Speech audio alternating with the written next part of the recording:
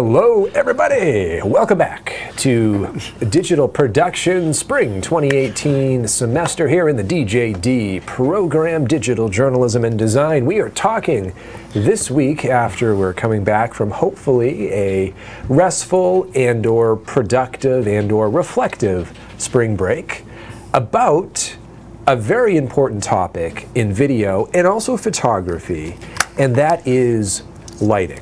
We're going to spend the whole week talking about lighting because it is such a critical ingredient in the overall quality of the videos and photography that we produce. We're going to talk about lighting this week, particularly in the context of video production. And Professor Campbell. Yes, you know, I noticed I just, Oh, we've got the gray. The gray thing, but I assume everybody can hear it, can see, hopefully. We assume all is well. We are monitoring the live stream here. The live stream says it's good. And we're back again. All so right. All appears to be well. Yeah, I also forgot to do the, I had the intro set to loop by accident, so it kept looping. I thought it might have gone an extra time or two. Because we have a new subscriber, you just said. You had said. Yes. So the expectations are high. Yeah, so we may be a bit nerve-wracked. This new subscriber may be watching right now. That is a bit nerve-wracking. That is a bit nerve-wracking, yes. Well, rest and assured, that's the only... No, we're going to play it one more time. So we have an opportunity to... The outro. And the outro. We can correct the error in our ways. Yes, yes. Now, we do believe that you can hear and see us, so we will... proceed with the lesson here. Yes. I do want to ask you how you would characterize the role of light. And again, for the purposes of this discussion, we're going to talk about video, recognizing that much of it does apply to photography. But in your words, what is the role of light in video production? Well, that's a very... that's a loaded question. That's a very difficult. There's so many. Well, not loaded, but it's very. It can be very complicated. There may not be a single answer to the question. Yeah. I guess what I was. I mean, ultimately, well, okay, well. Tell me the ultimate. At the end of the day. Well, at the end of the day, without light, there is no image. Okay. So the raw element. The thing that without light, there's nothing. There is no element. There is no image at all. Without light, there is no life. There is right, and there is certainly no image. Yes. Right. So in a sense, it's everything. Yes, exactly. So in a sense, it is in a way everything. Everything about the image is shaped by the light. Right. Exactly. Yes. And therefore, what we see and what we don't see, and the quality of what we see and don't see, is shaped by the light. Yeah. And if I may add one idea to that, oftentimes when we're talking about the quality of the equipment that we're using, the quality of the camera, what we're really concerned with is how does the camera deal with light? Yes. In other words, its ability to handle light is one of the most important separators between kind of a crappy camera and a really good. Right, because the photocells, which are in the sensor, are basically converting the photons, the light energy, into a digital signal through an analog to digital converter. So, and each sensor does it slightly differently. So you're absolutely right. And one of the specific ways that plays out is in the idea that a sensitivity to light, and sensitivity specifically to changes in light, and being able to see a difference between very bright and very dark areas, and being able to account for that difference at the same time. Yes, the dynamic range, the latitude, whatever you want to call it. The latitude. It's like, and actually that's an interesting point that comes to this. A lot of times there's this silly debate about equipment. You know, you call it a silly debate, do you? Well, you're above the fray. Is that what you're saying? Well, no. People like, so what? There's this a lot of times if you go to the photography forums and video forums enough, and you become part of this YouTube forum world, which we all are part of. Yeah. there's this constant debate that's going on about like the best camera is the one you have. Yeah.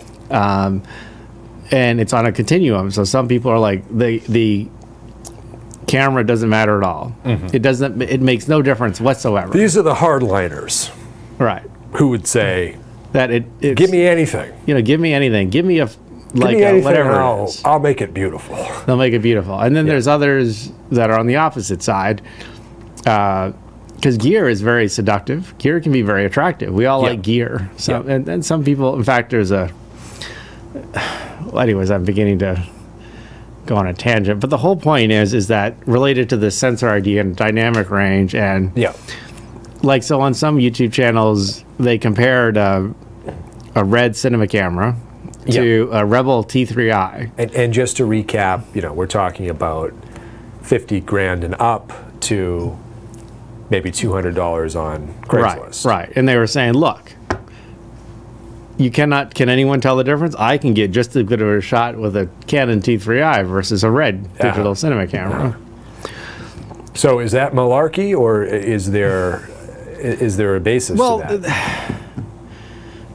I just think it's a silly argument and a silly debate because because once you start actually really doing this stuff, you realize that there are certain cameras do certain things that are designed for different things. I mean, a Red cinema camera, digital cinema camera, its sensor is able to handle, has a greater dynamic range, and it's able to handle challenging lighting conditions better than a Rebel T3i. It's just a reality. Now, if you have good lighting, then you can get really great images from a Canon T3i. So in the right hands, despite its inherent limitations, really good work can be produced on entry-level equipment. Yes, but I understand both. Right, but exactly. So I understand both things also, that if you don't understand the equipment, you don't understand the basics of lighting, then it doesn't matter what camera you have. Because it's all going to look like crap, no matter what you have. So there's a danger in spending a lot of money on equipment that ends up kind of going to waste if you don't really know how to use it and how to craft lighting in a way that really capitalizes on the abilities of the camera. Yes, because if you have good lighting, it truly doesn't matter what camera you have.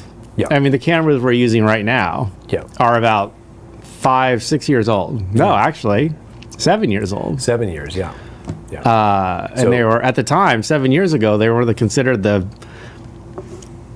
cheapest professional video cameras. So really decent cameras at the time. Right. But 7 years on, it's fair to say that there are better cameras that could be purchased for much less money. Well, yes. Like, for example, now it's all 4K, that's the workflow. But, and log recording and et cetera, but I hope the lighting looks good here. I really don't know. Here's hoping. I mean, the lighting could look like absolute crap. Let's talk about the lighting that's going on right now. Yes. And because this is obviously we're in a studio. Right, but the lighting is controlled. We can control every aspect of the lighting. Tightly controlled. In fact, mere moments ago, you were standing behind me making very minute adjustments to, I think you were adjusting the background light. The background light, background light, which is putting a little bit of a glow behind me here. Yes, it helps separate you from the background. And to kind of just give everybody a little behind the scenes here. So we've got a light here, 1, 2, 3, 4, 5, 6. What I can do, actually, really quickly, what I can do is I'll go up here. I'll go up and you point to a light and I'll turn it off and then turn it back on. All right, let's so I'll be off microphone. All right, you're going to go offline. Well, except unless it's going to be your lavalier. All right. So we'll do this quickly, but let's go around and we're going to talk about the light, the name, the purpose. We'll cut it on and off so you can see what it's adding into the mix as we think about controlled studio lighting. So which one do you want to do first? So we're going to start with our key light here. which is what kind of light is this? It's an airy, well, there's a softbox. There's a softbox on it, which is diffusing the light. It's also increasing this light, the the size of the light. We're going to talk about the importance of that in a second. But technically, what kind of light is it? Oh, a tungsten base. A tungsten light, which would, you'd find it in a studio scenario, probably not in the field, and we're going to talk about the differences. So let's cut this light. All right, now, clearly, that's reduced the amount of light in the equation quite a bit. And the key light is the main light. And the key light is the main light. Now, cutting that really calls attention to side light that we've brought in here, right? Now, we'd call this a side light? Yes, right. Now, should I turn the key light back on? Let's turn the key light back on. So that's our key light. There we go. Main light. Softbox, which is increasing the physical size of the light and also diffusing it, which makes the quality of the light a little bit softer. And now we're going to cut our side light here. So let's, boom, all right.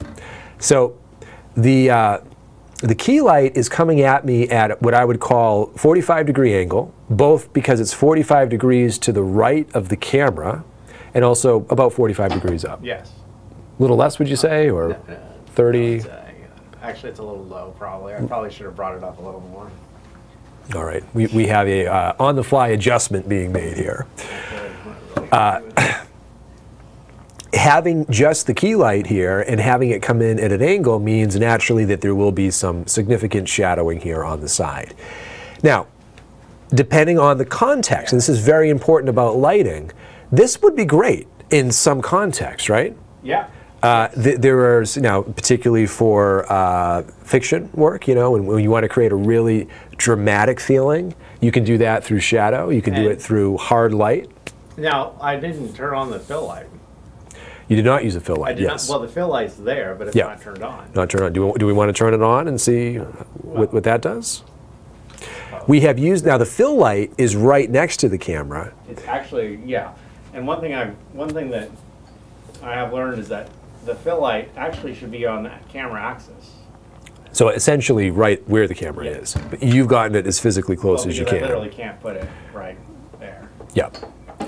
Now there's a bit of a misconception that your fill light would be kind of juxtaposed to your key light, meaning if your key light is 45 degrees to one side, the fill light is 45 degrees to the other side. The problem with that is even if the fill light is at a lower intensity, they tend to kind of cancel each other out. Doesn't look very good. So key light off to the side, now why do we do that? Why not have the key light on the same axis of the camera? It's not the way light works outdoors. It's not what our brains are used to. Not what our brains are used to. Because if you think about it, the sun is not right in front of your face. Right. And the problem when the light is coming straight at a subject is it flattens the image. And there's no dimensionality. No dimensionality. So you get more definition when the light is coming in from an angle. That's critical for the key light. For the fill light, we can come straight in because we're just trying to bring in those shadows. So we can see now less shadow, right? Yeah. Less shadow. Now let's kill the fill. And we're going to show a different way of doing it. Now, we've used the fill in the past, and we either didn't use the side light or is greatly de-emphasized in the shot. It was further back. Yeah. So let's turn the side light back on and kind of see the difference here. I think it's fair to say that the lighting in the studio has been it's been evolving on an ongoing basis. Yes. You learn new things, you try things out, you tweak the recipe a little bit, but month to month or at least semester to semester, you're always kind of making some adjustments. Well, it gets boring doing the same thing all the time. It gets a little boring. Our personal, I think I wanted something a little more Hollywood style, this go around. This is what the lighting you use that you see in Hollywood films, and most narrative films. Yeah. So comparing this to the fill light, we might say this is a little more dramatic, although not overly so. And you do see that there's, that we've got the nice little highlight here on the side, and it is still accomplishing basically the same thing in terms of filling in some of the shadows there.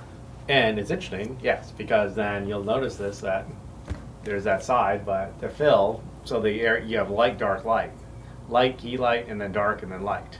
So And it gives it light even more- here, a little bit of, you know, Dark, yeah, and then light. in terms of tones. So it gives it even So- more dimensionality. Okay, all right. So and that's basically our, we'll call it our front lighting, Yes. let's say.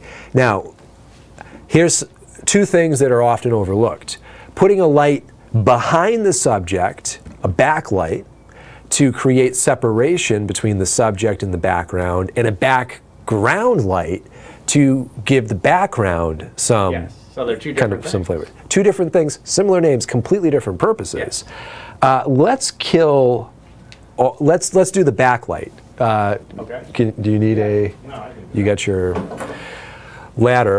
I remember the old days when you would stand on a swivel stool, which was very dangerous. and I had visions of OSHA paperwork Yes. dancing through my head. I'm trying not to get. And okay, so. Yep, now be careful here because, all right.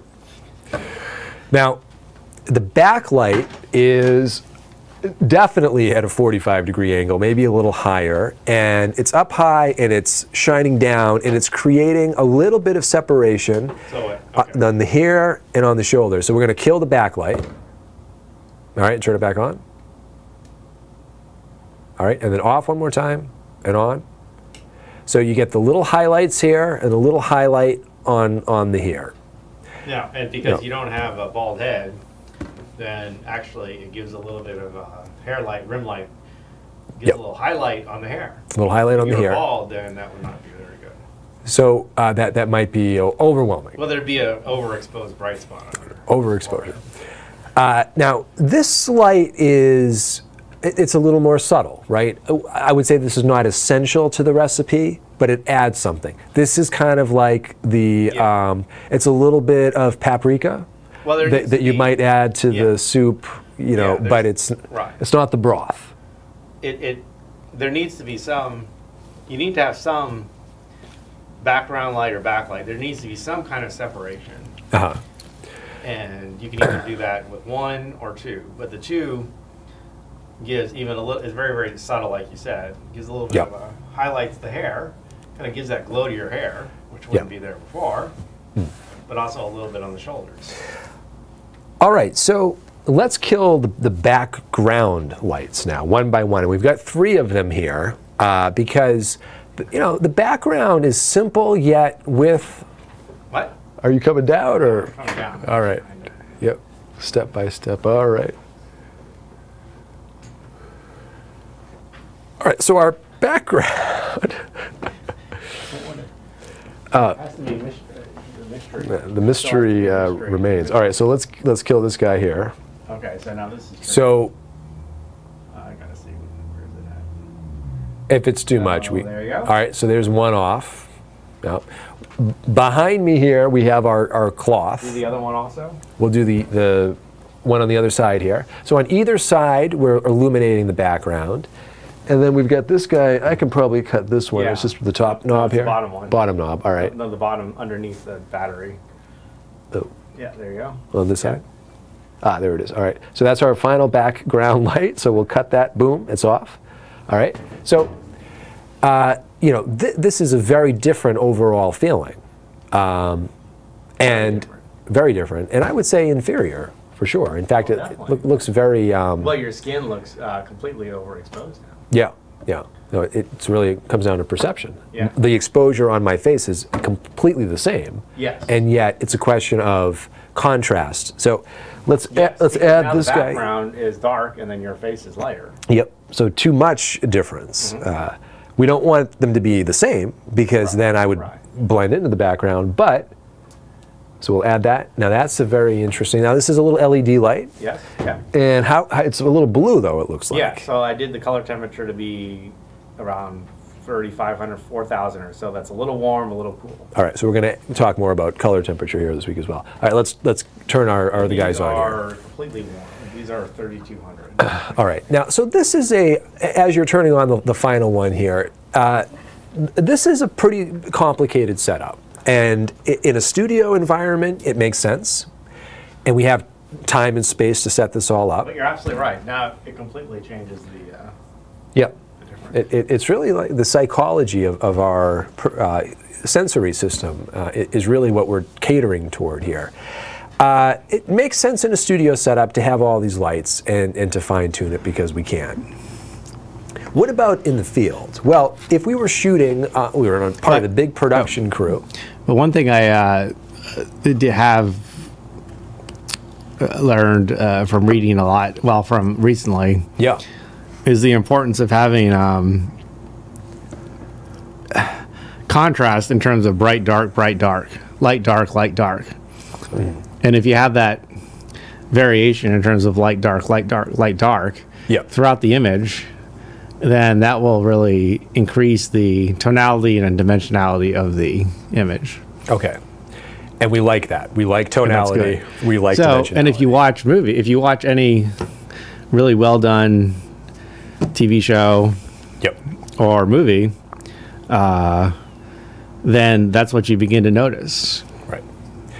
And we always encourage everyone to start to analyze what they're watching. Yeah. You know, going forward, as you're watching TV, movies, ask yourself, what are the lights? Where are they? Where are they coming from? What's the quality of the lights? And then catch lights are critical too. Catch lights, the lights in the eyes. Yep. Yep. And even being critical of this. Yep. So if someone has a suggestion or something that doesn't look right, then they should say something. Now, if we're in the field, we are probably not going to be hauling around a bunch of lights unless it's a big budget production and we've got a crew and we can deal with all that. Multimedia journalism, we're talking about a couple of lights, maybe. And we're talking about particular kinds of lights. There has been a wonderful, wonderful innovation in the world of lighting, which is actually an old technology that has been reinvigorated in recent years, which is LED lighting. And you've had a lot of experience recently with some of your recent documentaries of field lighting, compact field lighting, where you've really had to do that. Yep, yep. 2 times, right? Yep, a couple of times, using it both indoors and outdoors. So, you know, usually when you're in the field, what you're thinking is, all right, I've got the sun, hopefully. Hopefully you can use some natural light. And you've got your artificial lights that you've brought with you, which are these compact LED lights. And you're figuring out on a case-by-case basis how to use what. Now, in my own experience, I like to really play it by ear, and there are cases where I'll use the natural light as my key light, and then I'll use my artificial lighting as either a side light or a fill light or maybe a backlight, or I'll use my LED as the key light, and maybe I'll use the natural light as a backlight. So flexibility is really important. It depends on the space, the time of day, so many different factors. And like if you're outside in the bright sunlight, then the bright sunlight will overpower any portable LED light. So you just, then the sun would have to be the key light. Yeah, yeah.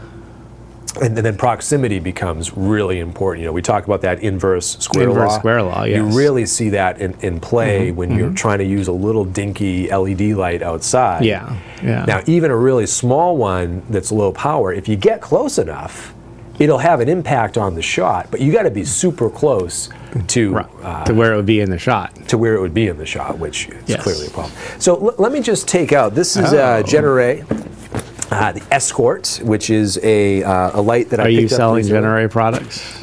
Ooh, yeah, should we bleep that out? Genere is... So you're you're in no way paid by Genere? I am in no way paid by Genere. They did not even send me this equipment. I bought it with my own hard-earned money. It's like in all those YouTube camera reviews where they say, I was not paid by Sony or Canon or Nikon. Right. You know, lest you question my impartiality here. Yes. Genere is probably the most well-known LED light company. Yeah. There's a few Generes in here. A few Generes in here. Are there other companies that we should mention? There's Spectronics. There's a bunch of Chinese micro LED, micro something. There's a bunch of Chinese ones. Well, they're all Chinese. Not all of them, but a lot of them. But, well, anyways, regardless, the one thing I have noticed with the LED lights is that there's definite, it's like what you get, the more expensive ones definitely are more expensive for the most part for a reason. It doesn't mean you can't get affordable LED lights that have a strong output, or that have a high CRI rating or something like that. But I have noticed that like the really professional ones are quite expensive. Yeah. Yeah, it's another, another area where you can end up spending hundreds and hundreds of dollars on single lights. This particular light is about, I think I paid about $275 for it. So it's not the cheapest. You can get these kind of lights for under $100 now. Yeah, yeah. What I like about this well one, over 1,000. or well over 1,000. So it will give you a sense of where it is on the range.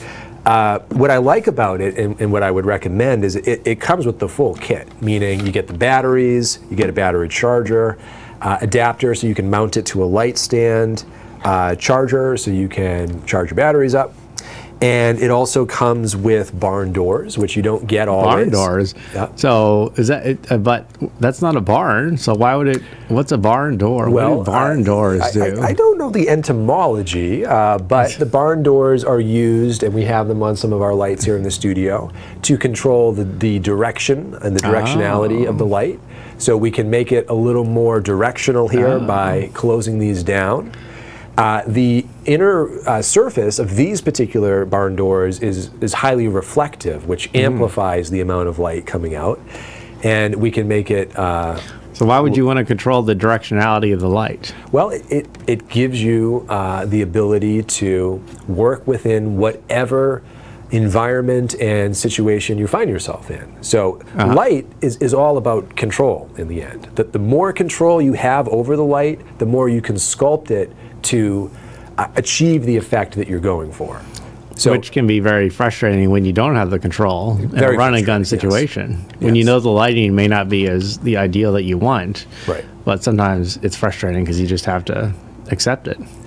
Another critical way to control the light is via the intensity. And I would say pretty much any light like this, at any price point, allows you to control the intensity. Now, you may have varying degrees of specificity over that control. So you're saying that's another characteristic of lighting. So you already talked about quality versus hard versus soft. Hard versus soft. Hard being sharp light, soft being diffuse light. So as opposed to the transition, the shadow transition. Yes.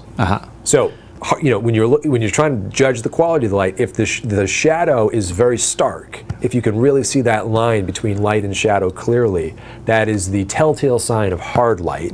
And the more difficult it is to define where that line is, the more diffuse the light is.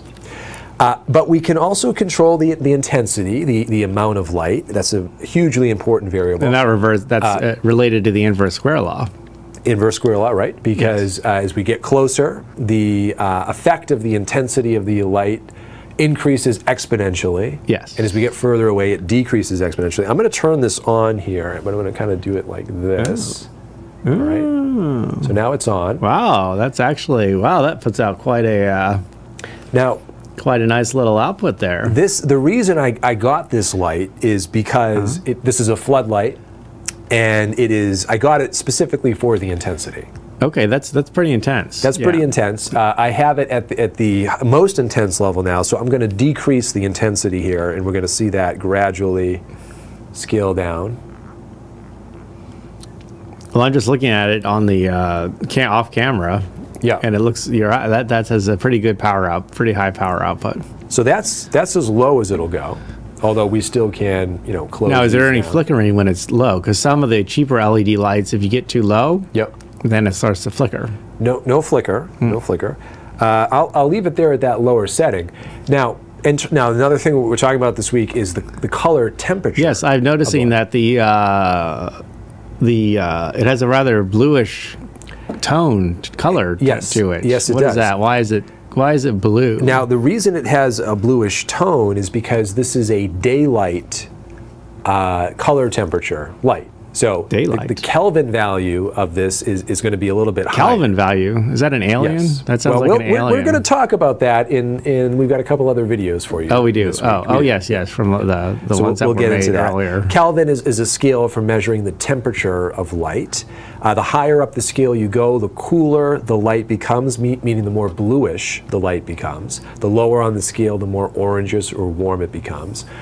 This appears to be blue because it is at a higher Kelvin level than what we're calibrated for here. Well, why is it that when you go outside, it's not blue? It doesn't look blue. Well, our eyes are amazing critters, and they are able to basically automatically white balance. So they have an auto white balance feature They have in an the auto eyes. white balance feature that works very well. So the brain has the auto white balance feature. It's in the brain, in the sensory system. But cameras, not so much. If you mix different color temperatures, which is exactly what we're doing here, that's how you create an effect of blue light. Because Now, this light is at a higher Kelvin level than the others. Now, I've noticed like some of the lights in the studio, I can, with one little switch of the knob, I can go from daylight balance to tungsten. Yep. Now, does that light have the capability to do that? This light does not have that capability. So how would you, let's say you'd want to change it to a 30 color temperature of a 3200, which is the tungsten base.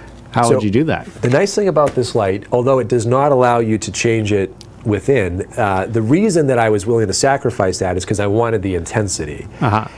When you get a LED light that allows you to change the color temperature, not all of the bulbs can be on at the same time, and so it kind of limits the overall intensity. Yes. For this kind of light, the workaround is it comes with a filter or a gel that we can put over the light to completely change the color temperature here. So we can slide this guy in, and it's going to do two things. It's going to diffuse the light a little bit. Three things, actually. It's going to diffuse the light.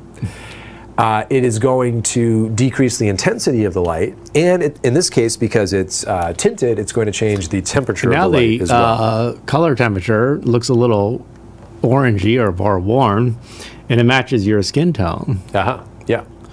Significantly less cool, though, for sure. Oh, significantly, yes. Yeah. So it comes with that. It also comes with a clear filter that we can put over it. This will decrease intensity, increase the diffusion, but it won't change the color temperature because it's a neutral color. So it seems that there are 4 different characteristics of light here that we've talked about. Yes. Quality. Quality, yep. Quantity. Amount or intensity. And direction. Directionality, yep. And 45, 30. color. Yep. And color temperature. That is it. So one would have to, when they're analyzing, looking at lighting situations, have to think about all of those different things. That is exactly right. And how you would use varying tools like this LED light to control those different variables. And it's not just the light. Oftentimes we use accoutrements along the way. Accoutrements such as diffusion film. Is film. that a cooking thing? That looks like a cooking. I suppose it is. That looks like something you would cook with right there. Oh, this here? Yes. Yes, it's like parchment paper, which you could actually use for this purpose. This is diffusion film. You don't use it to make cookies?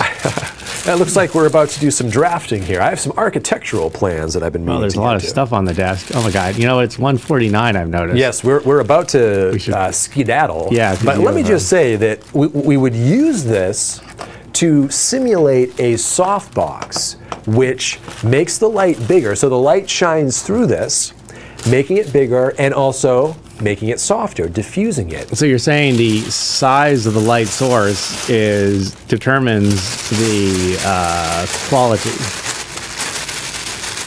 Exactly. Among other factors. Among other It's not the only thing that affects the quality. Yes, exactly. But it is an important factor. Also the distance and yeah.